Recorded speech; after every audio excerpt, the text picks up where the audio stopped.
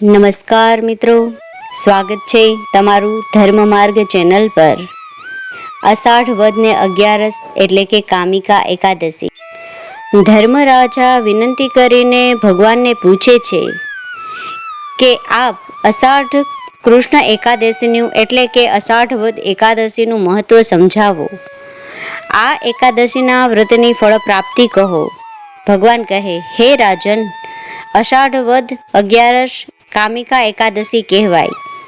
આ એકાદશીના વ્રતથી વાજપેયી યજ્ઞનું ફળ મળે છે।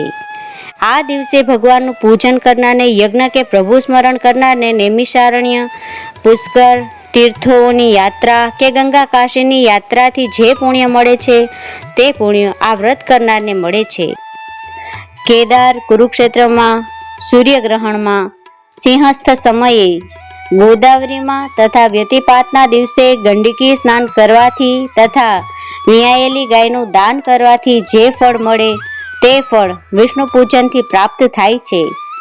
જે કોઈ વ્રતધારી આ દિવસે શ્રીધર નામે દેવીનું શ્રદ્ધાથી પૂજન કરે છે તેને ઈષ્ટદેવ, ગાંધર્વ કે નાગ પૂજાનું ફળ પ્રાપ્ત થાય છે। આધ્યાત્મ વિદ્યાનું અધ્યયન કરવાથી જે ફળ મળે છે તેથી વિશેષ ફળ આ એકાદશીના વ્રતના પ્રભાવથી મળે છે। રાત્રે જાગરણ કરવાથી યમનો ભય નાશ પામે છે। કામિકા એકાદશીના વ્રતથી દુર્ગતિ થતી નથી। કામિકા એકાદશીના વ્રત પ્રભાવથી યોગીજનને કૈવલ્ય, મુક્તિ અને દેવગતિ પ્રાપ્ત થાય છે।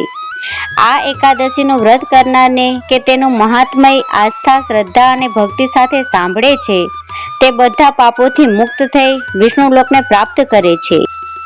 બોલીએ શ્રી દ્વારિકાધીશ કી જય, કૃષ્ણ કનૈયા લાલ કી જય, બાલ ગોપાલની જય, લક્ષ્મી નારાયણ ભગવાનની જય।